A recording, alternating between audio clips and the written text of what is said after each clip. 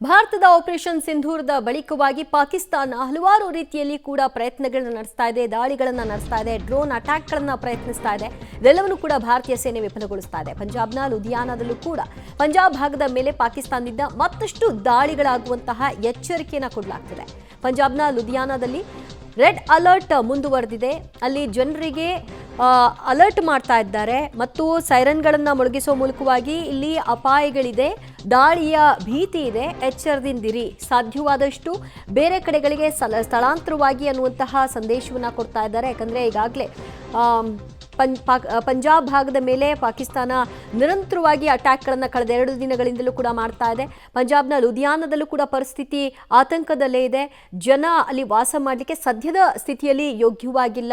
ಯಾವಾಗ ಬೇಕಾದರೂ ಶೆಲ್ ದಾಳಿಗಳಾಗಬಹುದು. ಆ ಕಾರಣಕ್ಕೆ ಸೈರನ್ನ ಮೊಳಗಿಸುವ ಮೂಲಕವಾಗಿ ಅಲರ್ಟ್ ಮಾಡ್ತಾ ಇದ್ದಾರೆ. ಬ್ಲ್ಯಾಕ್ಔಟ್ ಮಾಡಲಾಗಿದೆ. ಈಗಾಗಲೇ ಪಂಜಾಬ್ ಭಾಗದ ಮೇಲೆ ಇನ್ನಷ್ಟು ನಿಗಾ ಕೂಡ ಇಡಲಾಗ್ತಾ ಇದೆ.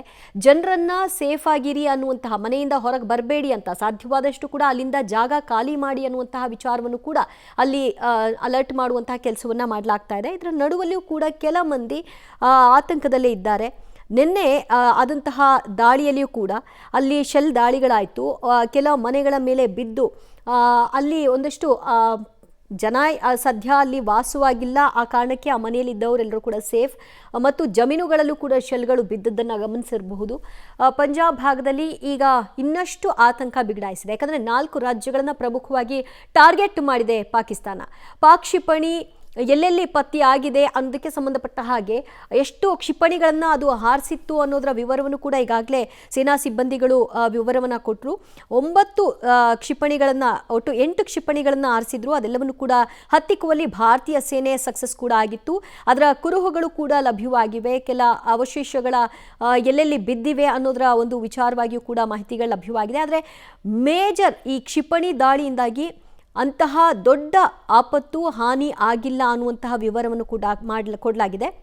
ಕಾರಣ ಇದೆಲ್ಲವನ್ನು ಕೂಡ ಆಗಸ್ಟಲ್ಲೇ ಹೊಡೆದುರುಳಿಸುವಂತಹ ಕೆಲಸವನ್ನು ಭಾರತೀಯ ಏರ್ಬೇಸ್ ಸಿಸ್ಟಮ್ ಮಾಡಿದೆ. ಇದರ ಪರಿಣಾಮವಾಗಿ ಪಾಕಿಸ್ತಾನ ಹಾರಿಸಿದಂತಹ ಕ್ಷಿಪಣಿಗಳು ಯಾವೂ ಕೂಡ ಎಲ್ಲಿಯೂ ಕೂಡ ಸಮಸ್ಯೆಗಳನ್ನು ಮಾಡಿಲ್ಲ. ಜನ ಬಂದು ಬೆಳಗ್ಗೆ ಇದನ್ನು ಗಮನಿಸ್ತಾ ಇದ್ದಾರೆ, ಕ್ಷಿಪಣಿಗಳು ಬಿದ್ದಂತಹ ಪರಿಸ್ಥಿತಿ ಹೇಗಿದೆ ಅನ್ನುವಂತಹ ನಿಟ್ಟಿನಲ್ಲಿ. ಆತ್ಮಾಹುತಿ ದಾಳಿ ಬಗ್ಗೆ ಪಾಕಿಸ್ತಾನ ಸುಳ್ಳು ಹೇಳ್ತಾ ಇದೆ ಅನ್ನೋದರ ಬಗ್ಗೆಯೂ ಕೂಡ ಈಗಾಗಲೇ ಭಾರತೀಯ ಸೇನೆ ಹೇಳ್ತು. ಯಾಕಂದರೆ ಡ್ರೋನ್ಗಳನ್ನು ಹಾರಿಬಿಟ್ವಿ, ಕ್ಷಿಪಣಿಗಳನ್ನ ಹಾರಿಸಿದ್ವಿ, ಏರ್ ಬೇಸ್ಗಳೆಲ್ಲವೂ ಕೂಡ ನಿರ್ನಾಮ ಆಗಿದೆ ಅನ್ನುವಂತಹ ಸುಳ್ಳುಗಳ ಸರದಿಯನ್ನು ಮುಂದುವರಿಸಿತ್ತು. ಅದಕ್ಕೆ ಪ್ರತಿಯಾಗಿ ಕೆಲವೊಂದಷ್ಟು ವಿಜುವಲ್ಸ್ನೇ ಬಿಡೋ ಮೂಲಕವಾಗಿ ಇದು ಸುಳ್ಳು, ಪಾಕಿಸ್ತಾನ ಹೇಳ್ತಿರೋದು ಅನ್ನುವಂತಹ ವಿವರಣೆಯನ್ನು ಕೊಟ್ಟರು. ಒಟ್ಟು 8 ಕ್ಷಿಪಣಿಗಳನ್ನು ತೂರಿಬಿಟ್ಟಿತ್ತು ಪಾಕಿಸ್ತಾನ. ಆ 8 ಕ್ಷಿಪಣಿಗಳನ್ನು ಆಗಸ್ಟದಲ್ಲೇ ಹೊಡೆದಾಕುವಂತಹ ಕೆಲಸವನ್ನು ಭಾರತೀಯ ಏರ್ ಬೇಸ್ ಸಿಸ್ಟಮ್ ಮಾಡಿದೆ. ಈ ಮೂಲಕವಾಗಿ ಆಗಬಹುದಾದಂತಹ ದೊಡ್ಡ ಅನಾಹುತವನ್ನು ಭಾರತೀಯ ಸೇನೆ ತಪ್ಪಿಸಿದೆ, ಭಾರತೀಯರನ್ನ ರಕ್ಷಣೆ ಮಾಡಿದೆ. ಸ್ಪೆಷಲಿ ಈಗ ಪಂಜಾಬ್ ಗಡಿಭಾಗದಲ್ಲಿ ಆತಂಕದ ಛಾಯೆ ಆವರಿಸಿದೆ. ಈ ಕ್ಷಿಪಣಿಗಳು ಬಿದ್ದ ನಂತರದಲ್ಲಿ ಏನಾಗಬಹುದೋ ಏನೋ ಅಂತ. ಇನ್ನು ಕೆಲವರು ನಮಗೆ ಸೇನೆಯ ಮೇಲೆ ನಂಬಿಕೆ ಇದೆ, ಅವರು ನಮ್ಮನ್ನು ಸೇಫ್ ಮಾಡ್ತಾರೆ ಅನ್ನುವಂತಹ ನಿಟ್ಟಿನಲ್ಲಿ ಅಲ್ಲಿಯೇ ವಾಸವಾಗಿದ್ದಾರೆ. ಬಟ್ ಬೇಡ ಅನ್ನುವಂಥ ಎಚ್ಚರಿಕೆಯನ್ನು ಕೊಡಲಾಗಿದೆ. ಆಪರೇಷನ್ ಸಿಂಧೂರದ ಬಳಿಕ ಯಾವ ರೀತಿಯಾದಂತಹ ಕಾರ್ಯಾಚರಣೆಯಲ್ಲಿ ನಮ್ಮ ಸೇನೆ ತೊಡಗಿಕೊಂಡಿತ್ತು ಅನ್ನೋದಕ್ಕೆ ಸಂಬಂಧಪಟ್ಟ ಹಾಗೆ ಕೆಲವೊಂದಷ್ಟು ವಿಜುವಲ್ಸ್ಗಳನ್ನು ಕೊಡಲಾಗಿದೆ. ಎಲ್ಲೆಲ್ಲಿ ಭಾರತೀಯ ಸೇನೆ ಇದನ್ನು ಅಂದರೆ ಪಾಕಿಸ್ತಾನ ನಡೆಸಿದಂತಹ ಪ್ರಯತ್ನಗಳನ್ನ ವಿಫಲಗೊಳಿಸಿದೆ, ಅದರ ಪರಿಶ್ರಮ ಹೇಗಿತ್ತು ಅಂತ. ಅಂದರೆ ಈ ಮೂಲಕವಾಗಿ ಭಾರತೀಯರಿಗೆ ಒಂದು ಧೈರ್ಯ, ನೋಡಿ ನಮ್ಮ ಸೇನೆ ಇದೆ, ನಮ್ಮನ್ನು ಕಾಪಾಡುತ್ತೆ, ಯಾರೂ ಕೂಡ ಆತಂಕಗೊಳ್ಳೋದು ಬೇಡ ಅಂತ. ಮಗದೊಂದು ಕಡೆಯಲ್ಲಿ ಹಗಲಿರಳೆನ್ನದೆ ಅವರು ಯಾವ ರೀತಿಯಾಗಿ ಪರಿಶ್ರಮವನ್ನು ಪಟ್ಟಿದ್ದಾರೆ ಈ ಎಲ್ಲ ಪ್ರಯತ್ನಗಳನ್ನ ವಿಫಲಗೊಳಿಸಲಿಕ್ಕೆ ಅಂತ. ಮಗದೊಂದು ಕಡೆಯಲ್ಲಿ ಎಲ್ಲೆಲ್ಲಿ ಯಾವ ರೀತಿಯಾಗಿ ಪರಿಣಾಮಗಳಾಗಿದೆ ಅಂದರೆ ಪಾಕಿಸ್ತಾನದ ಏರ್ ಬೇಸ್ಗಳನ್ನು ಉಳಿಸಿ ಮಾಡೋದಿರಬಹುದು, ಭಾರತೀಯ ಸೇನೆ ಯಾವ ರೀತಿಯ ಅಟ್ಯಾಕ್ಗಳನ್ನು ಮಾಡಿದೆ, ಅದರ ಎಲ್ಲದರ ವಿವರಗಳನ್ನು 8ನೇ ತಾರೀಕು ಮತ್ತು 9ನೇ ತಾರೀಕು ಏನಾಯಿತು ಅನ್ನೋದಕ್ಕೆ ಸಂಬಂಧಪಟ್ಟ ಹಾಗೆ ನಮ್ಮ ಕಣ್ಣಿಗೆ ಕಟ್ಟಿಕೊಡುವ ಹಾಗೆ ಕೆಲವೊಂದಷ್ಟು ವಿಜುವಲ್ಸ್ನ ಕೊಟ್ಟಿದ್ದಾರೆ. ನಿಜವಾಗ್ಲೂ ಈ ಸಂದರ್ಭದಲ್ಲಿ ನಮ್ಮ ಸೇನೆಯ ಈ ಎಲ್ಲ ಪ್ರಯತ್ನಗಳಿಗೆ ನಾವು ಒಂದು ಹ್ಯಾಟ್ಸ್ ಆಫ್ ಹೇಳಲೇಬೇಕು.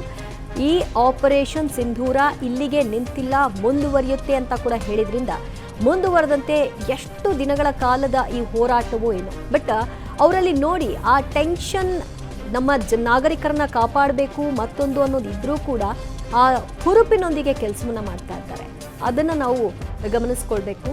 ಅದಕ್ಕೆ ನಾವು ನಮ್ಮ ಗೌರವ ಅವ್ರ ಮೇಲೆ ಸದಾಕಾಲ ಇರಬೇಕು. ಇದು ನಮ್ಮ ಸೇನೆಗಿರುವಂತಹ ತಾಕತ್ತು. ಶತ್ರು ರಾಷ್ಟ್ರ ಏನೇ ಪ್ರಯತ್ನಗಳನ್ನ ನಡೆಸಿದ್ರು ಕೂಡ ನಮ್ಮ ನಾಗರಿಕರನ್ನ ಕಾಪಾಡೋದು ನಮ್ಮ ಆದ್ಯತೆ. ಅದರ ನಮ್ಮ ಚಿತ್ತ ಯಾವತ್ತೂ ಕೂಡ ಇರುತ್ತೆ. ಅದನ್ನು ಪರ್ಫೆಕ್ಟಾಗಿ ಪ್ಲ್ಯಾನ್ ಮಾಡಿ ಮಾಡ್ತೀವಿ, ಅದರಲ್ಲಿ ಅನುಮಾನ ಬೇಡ ಅನ್ನೋದಕ್ಕೆ ಆರಂಭಿಕ ದಿನದಿಂದಲೂ ಕೂಡ ತೆಗೆದುಕೊಂಡಂತಹ ಕ್ರಮ ಏನಿದೆ ಅದು ಸಾಕ್ಷಿ.